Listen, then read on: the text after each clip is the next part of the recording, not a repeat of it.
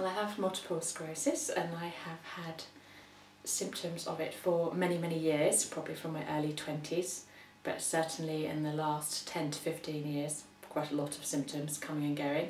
I have a relapsing remitting form of multiple sclerosis, which means sometimes you have attacks and lose function or feeling in arms, legs, eyes, other places, and then that remits after a certain amount of time and you go back to being normal again.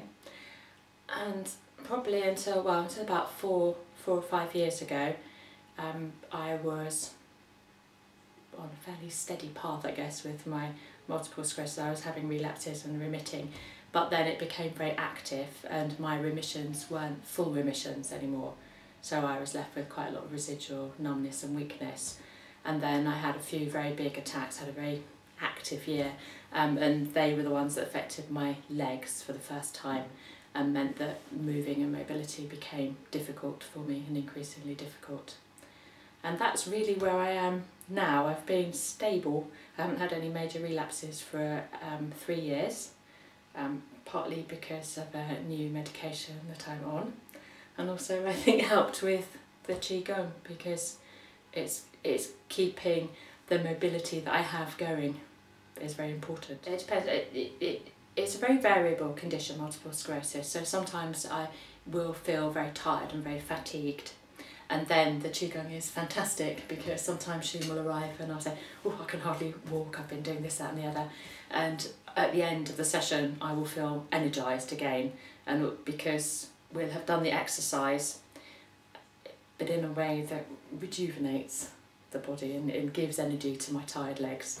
So often we try it out, don't we? We'll like lift my legs up at the start and they'll be very tired, and then by the end of the session I'm moving them more easily.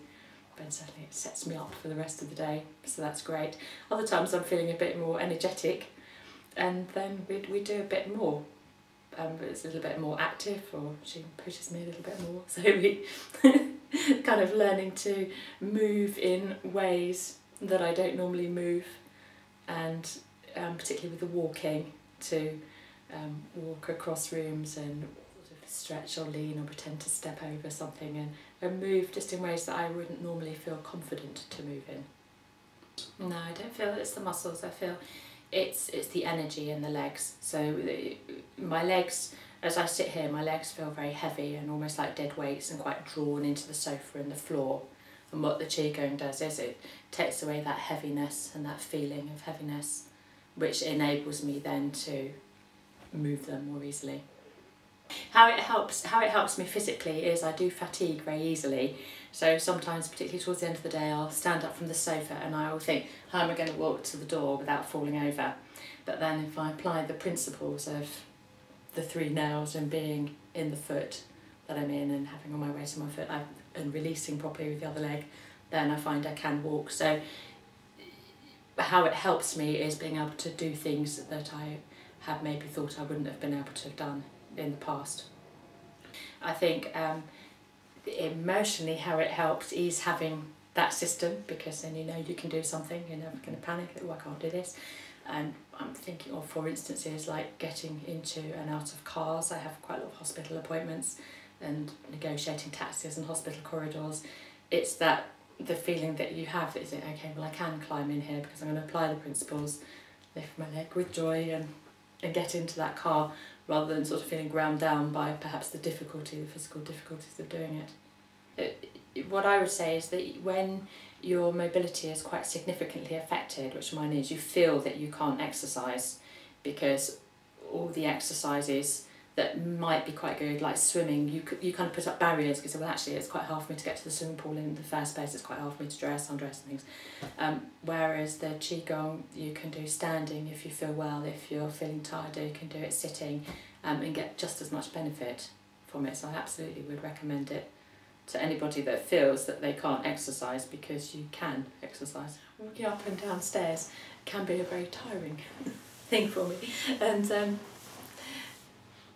we had a session, didn't we, one time when Sheen came round, and Sheen taught me to not rely so much on my upper body strength, to kind of haul myself up the stairs, but to turn at the hips as I went, make sure all the weight was in one of the legs, release the other leg, and then think of, I think it was having ears on the end of my feet, and just happily raise my leg up to the next stair, and then do the same, rotate the hips. And it actually became a joy walking upstairs, I have to say.